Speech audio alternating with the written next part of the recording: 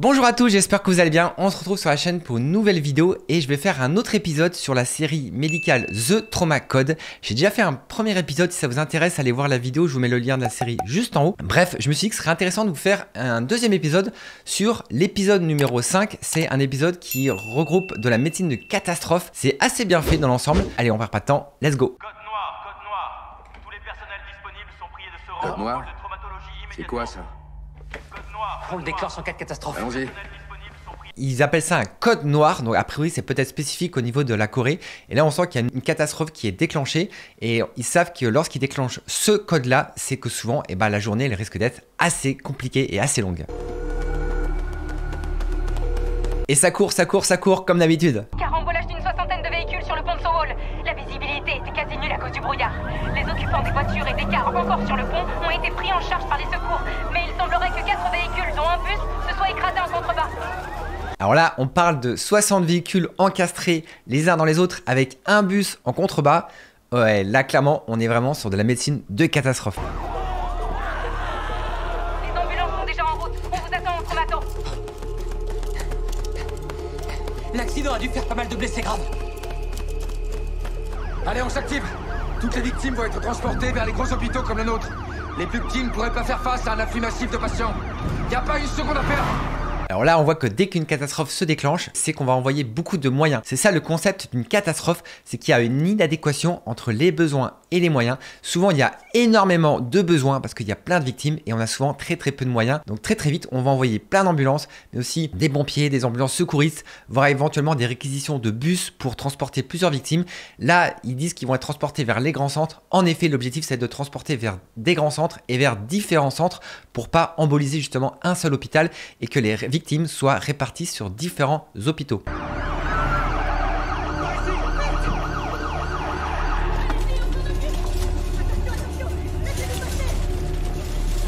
Et là voilà, il y a clairement plein d'ambulances qui arrivent en même temps sur le parking et là c'est parti.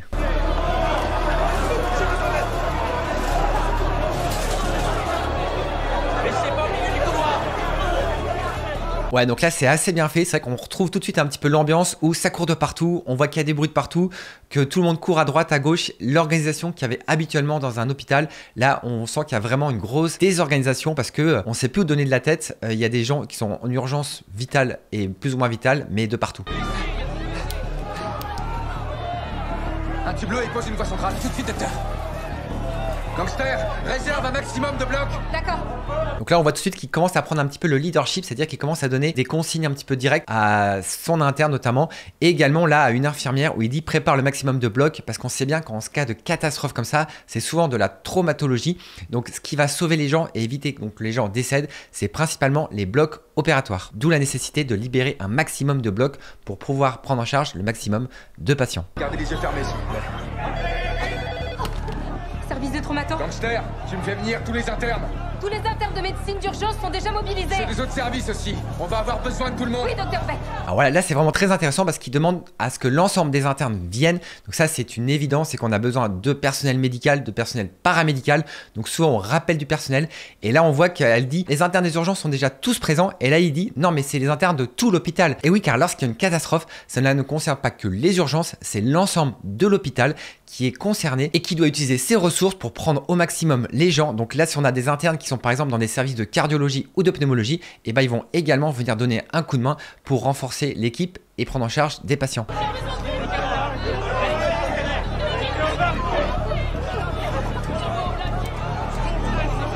Docteur Beck, Monsieur Anne nous amène un patient par hélicoptère. Ils seront là d'ici quelques minutes.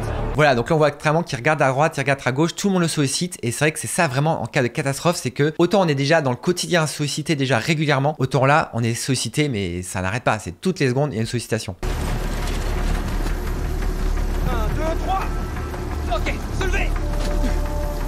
Les patients viennent par la route mais également par hélicoptère, c'est par tous les moyens possibles et comme je l'ai dit tout à l'heure, pourquoi pas même en bus. Par chance, c'est pas une fracture ouverte.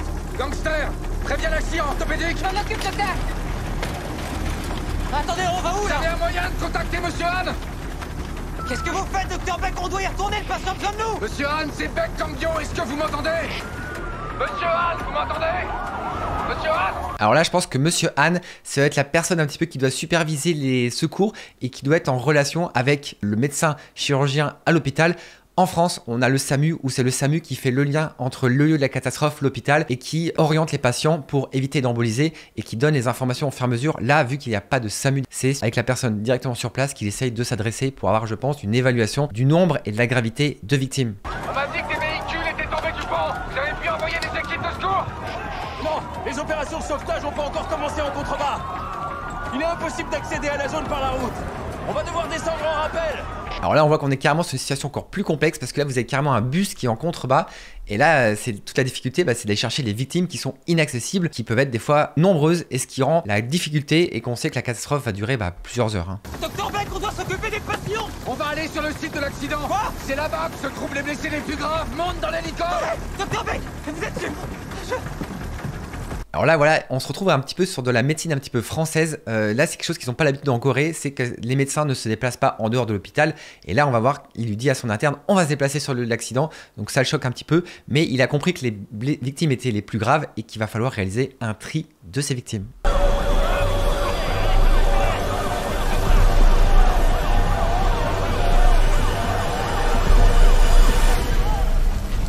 Faites-moi un rapport. Les premières ambulances commencent à arriver maintenant qu'on a réussi à dégager le chemin. On va dispatcher les blessés vers les hôpitaux à mesure qu'on les évacue. Non, attendez, c'est ici qu'on va faire le triage. Tâchez de rassembler tous les blessés au même endroit. D'accord. Voilà, donc là, on voit qu'il y a un surement d'organisation. Il veut tout de suite, lorsqu'il arrive sur place, commencer à avoir un premier bilan, et c'est ce qu'on fait en cas de catastrophe. On va essayer de s'orienter pour essayer d'avoir déjà une première estimation. Là, on sent qu'il y a déjà un semblant d'organisation au niveau des victimes, et il commence à évacuer les victimes les moins graves. Et l'objectif, c'est de les évacuer vers des hôpitaux qui sont peut-être à distance et qui sont peut-être un petit peu moins exposés avec la catastrophe, justement pour éviter d'emboliser les hôpitaux qui vont recevoir les victimes les plus graves. Je m'occupe des blessés les plus graves. Non, on est là pour trier les patients, pas pour les traiter. Voilà, exactement. Là, c'est exactement le concept de tri. Il dit, je m'occupe des blessés les plus graves, et non, il est juste sur du triage. Et l'objectif, ça va être d'évaluer, en fonction de la gravité, le tri des patients en urgence absolue, urgence relative, décédés et impliqués. Il y a différentes catégories et couleurs pour chaque catégorie. Les urgences absolues sont en rouge, les urgences relatives en jaune, les impliqués en vert. Ces personnes qui ne sont pas blessées mais choquées psychologiquement parce qu'ils ont assisté à cette catastrophe, et malheureusement les personnes décédées. Personne ici n'a l'autorité pour prononcer la mort d'une victime. On doit faire en sorte de séparer les patients qu'on peut sauver de ceux qui sont déjà condamnés. Donc en fait, il y a des patients qui sont déjà condamnés. C'est le principe de la médecine de catastrophe, c'est qu'on a souvent beaucoup de morts. Les gens qui sont décédés sont malheureusement décédés. On ne fera pas de réanimation chez ces patients, et que les patients qui sont en urgence absolue, qui potentiellement, eux, ont des chances de survie, et eux, il faut essayer d'en sauver le plus possible, donc de concentrer ses efforts sur ces victimes-là. Commence par les blessés qui sont encore conscients. Et vous? Moi, je m'occupe des autres. Voilà, donc au final, il dit à son interne de s'occuper des patients conscients, donc entre guillemets les patients qui sont un petit peu moins graves. Donc c'est lui qui va réaliser le tri entre les urgences décédées et les urgences absolues, donc ceux qui auraient potentiellement un peu de chance de survie. Bon, à partir de maintenant, aucune victime ne sera évacuée avant qu'on ait évalué son état. Ne mettez personne dans les ambulances tant qu'on ne vous a pas donné le feu vert. Je vous demande de placer à ma droite tous les blessés qui sont encore conscients et tous les autres à ma gauche, ceux qui sont inconscients, ainsi que toutes les victimes décédées. Faites vite, chaque seconde compte. Oui. Voilà, donc on voit que là, ça masse immédiatement, qui commence à organiser un petit peu son triage entre les personnes décédées et les gravissimes, et les patients conscients d'un autre côté, pour orienter et accélérer un petit peu ce triage.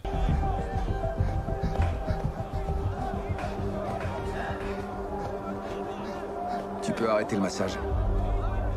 Cet homme est mort. Voilà, donc ça c'est souvent la chose la plus difficile, hein. C'est lorsqu'on a des gens comme ça qui sont malheureusement en état d'arrêt cardiaque sur des catastrophes, les chances de survie sont déjà minimes dans la vraie vie, alors que là, lorsque vous avez des centaines de blessés, l'objectif c'est de potentialiser les chances de survie chez ceux qui en ont, donc d'aller mettre les ressources là où elles ont besoin d'être. Tu te fatigues pour rien. D'autres blessés ont besoin de toi. Va t'occuper d'eux, d'accord?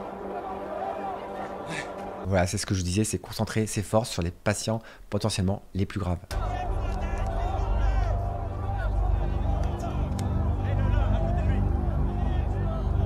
Et là, ce que je vous disais, il vient de lui mettre un bracelet, donc comme quoi il a trié le patient, et on utilise vraiment ce code couleur. Là, le bracelet est noir, donc le patient est décédé. Il respire et il a un pouls, mais il est inconscient. Là, on voit le bracelet rouge et on voit immédiatement que là, on est vraiment sur une urgence vitale. Il est en choc hémorragique, il a un corps étranger, il est empalé carrément. Donc là, on sait que ce qui va le sauver, ça va être un bloc opératoire et un bloc opératoire rapidement. Il s'est empalé sur une barre en métal lors de la chute. Il a déjà perdu beaucoup de sang. On a scié le tuyau, mais on l'a pas retiré. Vous avez bien fait. Ça, c'est ce que je vous avais déjà dit. Lorsqu'il y a un corps étranger qui est comme ça empalé sur quelqu'un, on ne va surtout pas retirer ce corps étranger. Éventuellement, on le scie comme là, ils ont réussi à faire et on ne le touche pas, on le laisse en place parce que le fait de retirer ce corps étranger, ça pourrait majorer le saignement et accélérer le décès. Tu sais comment traiter un patient empalé? Tu commences par faire une incision médiane, tout en contrôlant le saignement. Et après, t'enlèves ça. Ok, compris. Je vais pas le faire. Emmène-le tout de suite à l'hôpital et commence à opérer tout seul. Je te rejoins dès que j'ai fini le triage. Ce serait possible d'échanger et de me laisser trier les blessés. Est-ce que d'un seul coup d'œil, tu peux déterminer si quelqu'un va survivre ou non? Je suis pas sûr de pouvoir opérer sans vous. Je sais que tu vas y arriver. Alors cette scène est vraiment très intéressante. Il lui confie donc la vie d'un patient qui est gravissime, qui est en urgence vitale actuellement. Il lui donne des consignes sur comment opérer la victime. L'interne a un petit peu peur et dit est-ce que je pourrais pas faire le tri? Alors qu'au final son chef sait très bien qu'il doit rester au triage car c'est un des médecins les plus expérimentés qui doit rester au niveau de ce poste clé parce que en effet d'un seul coup d'œil ou de quelques secondes on doit pouvoir évaluer rapidement la gravité et de savoir si la personne va survivre ou pas. Et ça c'est vraiment avec l'expérience qu'on peut connaître ça. Donc c'est un poste clé qui est vraiment très très important et que là la meilleure solution c'est que l'interne aille au bloc opératoire pour optimiser les chances de survie du patient.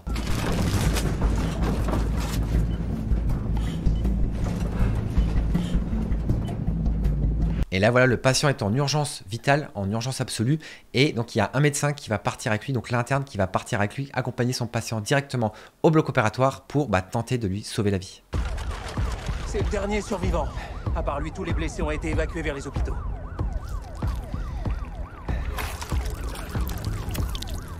Il a perdu beaucoup de sang. Vous croyez qu'il va s'en sortir? C'est mon grand frère. S'il vous plaît, monsieur, il faut le sauver. Alors là, il est clairement en urgence absolue. Et là, c'est vraiment la décision dans des situations comme ça. C'est est-ce qu'il est décédé? Il est même ce qu'on appelle en urgence dépassée. Et on estime qu'en gros, les chances de survie sont malheureusement trop faibles et que la personne va décéder. Ou est-ce qu'on tente quand même quelque chose? Et vu que là, je pense que c'est le dernier patient qui est sur place et qu'en plus, il y a la petite sœur qui dit sauvez-le, c'est mon grand frère. Et je pense qu'il va y aller. Docteur Beck, on emmène la patiente avec la fracture ouverte à l'hôpital universitaire de Hankook. Vous montez dans l'ambulance avec nous? Vous ne devriez pas donner la priorité à la victime qui a les meilleures chances de survie. On peut emmener ce garçon dans un autre hôpital. Je suis le seul à pouvoir sauver ce patient. N'oubliez pas que l'homme qui s'est empalé sur une barre en métal a déjà été évacué vers votre hôpital. Alors là, c'est une vraie difficulté, c'est de savoir, lorsqu'on envoie des urgences absolues vers un hôpital, l'objectif c'est de ne pas saturer non plus les blocs opératoires, car si vous envoyez tous les patients comme ça en urgence vitale au bloc opératoire, imaginons que vous avez 3 blocs opératoires, vous envoyez 4 patients ou 5 patients, et les autres, ils vont être entre guillemets en attente en salle de réveil, donc avant de rentrer dans le bloc, et au final les chances de survie elles diminuent parce que tant qu'on n'a pas fait ce geste chirurgical pour arrêter le saignement, les personnes continuent à saigner. Faites de même avec ces 2 patients. Je les sauverai tous les 3. Quoi qu'il en coûte. Là, il y a une vraie réflexion de savoir est-ce que les blocs opératoires seront suffisants, et on va le voir, il y a de la chirurgie qu'on appelle de la chirurgie damage control, où en fait c'est la chirurgie qui est écourtée et l'objectif c'est d'aller plus vite dans les interventions, d'arrêter tout ce qu'on peut arrêter comme saignement et de faire sortir le patient du bloc opératoire pour prendre éventuellement un autre patient qui serait en attente en train de saigner pour justement à son tour arrêter le saignement et lui sauver la vie également. Donc là on est clairement dans de la chirurgie de médecine de guerre. Docteur Beck, Ouais, l'anesthésiste. il est pas encore arrivé. Qu'est-ce qu'il fout, sérieux? 1, 2, 3. Donc là, c'est sûr que lorsque c'est comme ça, les patients qui arrivent aux urgences, ils n'attendent pas. Ils sont pris en charge immédiatement et même, normalement, ils ne passent même pas par les urgences. On passe directement au bloc opératoire. Là, on traverse les urgences, c'est même pas le temps de s'arrêter. Ah, Docteur Beck. Docteur Anne, venez maintenir la compression. Quoi, c'est moi qui vais pratiquer l'intervention? Vous êtes chirurgien colorectal, vous avez déjà opéré dans cette zone, non? Oh là là.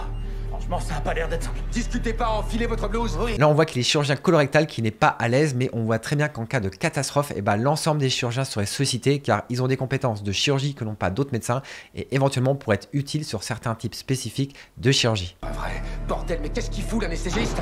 Je suis là, je vais commencer avec du propofol. Ok, vas-y, dépêche-toi. Et là, dans tous les cas, il faut absolument l'anesthésiste pour endormir le patient. Ça, c'est indispensable parce qu'on ne va pas opérer les gens directement alors que les gens sont encore conscients. La rate est suturée. Coupez le fil. Oui, docteur. Quoi? Vous avez terminé? On apparaît au plus urgent. On peut passer à l'hypogastre. Alors là, on voit qu'il a fait le plus urgent, c'est souvent la rate. Lorsqu'une rate saigne énormément, ça peut vite passer en choc hémorragique majeur et un risque de décès. Et là, comme je disais tout à l'heure, on est sur la chirurgie de guerre et il va sur le plus urgent. L'objectif, c'est vraiment d'arrêter tout ce qui saigne le plus vite possible. Le saignement est sous contrôle? Non. Du sang s'écoule depuis l'intérieur du rétropéritoine. Évidemment, il manquait plus que ça. Donc là, tant que le saignement continue à persister, là, le saignement il vient de derrière, il est un petit peu caché, donc un peu plus difficile d'accès. Et bah l'intervention se poursuit parce que le patient n'est toujours pas stabilisé. Oh là là, c'est de pire en pire, ça va pas du tout. On peut pas le laisser se vider de son sang. Ciseaux de Metzenbaum. 190, 200. Ah, son pouls est à combien déjà là? On fait quoi? Il y a énormément de sang dans l'hypogastre. Vous avez vu? Oh là là. Oh, je le sens pas du tout. Alors là, en fait, ils sont en train de mettre des compresses directement pour faire tampon et aller comprimer ce qui saigne. Comme lorsque vous avez une plaie, par exemple, ça saigne, on va venir comprimer directement. Et bah, de la même façon, au niveau de l'abdomen, lorsque ça saigne partout, on peut aller mettre des compresses pour aller comprimer directement les endroits qui saignent. Passez-moi le bistouri électrique et la pince droite. Mais faites quelque chose enfin. Je m'y emploie. Ok, je vais retirer la glande surrénale lésée. La retirer? Vous rigolez, j'espère, hein? Non mais j'hallucine, vous êtes conscient que ça pourrait très mal tourner? Alors là, c'est des décisions, ils retirent carrément une glande surrénale, donc c'est des décisions qui sont assez violentes, mais qui sont dans l'urgence, parce qu'en fait, c'est soit on arrête totalement le saignement, il y a des risques qui sont pris, mais au niveau de la balance bénéfice-risque, c'est soit en fait on retire un organe et le patient a des chances de survie, ou soit on ne la retire pas et il y a clairement un risque de décès qui est majeur. Docteur Beck! Docteur! Vous avez réussi? Il a eu quelle dose de bêta-bloquant? 5 mg. Ça fait 30 secondes qu'on lui en injecte le maximum tolérable. Et là, on voit vraiment qu'il y a une coopération dans ces moments-là entre le chirurgien et l'anesthésiste pour le patient. Ouf, le plus dur est fait. Oui, on va pouvoir refermer. Ça sera sans moi. Je dois vous laisser pour aller voir comment s'en sort numéro 1. On est sur la phase finale où en fait il faut refermer l'intervention et là il s'échappe en fait de cette situation là parce qu'au final c'est ce que je disais, s'il n'y a pas d'urgence à aller terminer l'intervention, là il y a son interne qui est dans un bloc à côté avec le patient qu'on a vu tout à l'heure, donc toujours assez grave. Donc l'objectif c'est pour lui c'est d'aller rejoindre son patient, il va laisser la main à son collègue qui est chirurgien colorectal et qui lui a l'habitude de faire ce type d'intervention de suturée, donc vu qu'il a les compétences on peut le laisser terminer. Mais c'est quoi tout ce cirque? Des journalistes, toute la presse attendait que le docteur Beck sorte du bloc. Pourquoi? Pour savoir si les victimes avaient survécu. Voilà, donc là pour terminer un petit peu la vidéo, on est sur une conférence de presse. Et oui, car lorsqu'il y a une catastrophe, systématiquement, les caméras de presse sont présentes. Votre attention, s'il vous plaît. Aujourd'hui, après un terrible accident de la route, 3 blessés graves ont été admis au pôle de traumato. Je vous informe que les 3 sont en vie. Donc là on voit que c'est un petit peu romancé parce que c'est le chirurgien avec son interne à côté qui vont aller parler directement à la presse, qui vont annoncer que tout le monde est vivant. Donc là on a un côté un petit peu happy end pour l'épisode qui est plutôt sympathique. Mais dans la vraie vie ce serait plus le directeur qui va prendre la parole pour aller faire les annonces à la presse. Et même dans les très grosses catastrophes, ça va être plutôt le préfet qui va prendre directement la main dans ces conférences de presse qui sont, vous l'imaginez bien, très importantes. Voilà, bah écoutez, j'espère vraiment que cet épisode sur la médecine de catastrophe vous a plu. Comme d'habitude, si vous avez des questions, n'hésitez pas à les poser également en commentaire. Pensez vraiment à mettre le petit pouce pour me soutenir. Et moi je vous dis à la prochaine. Prenez soin de vous. Salut!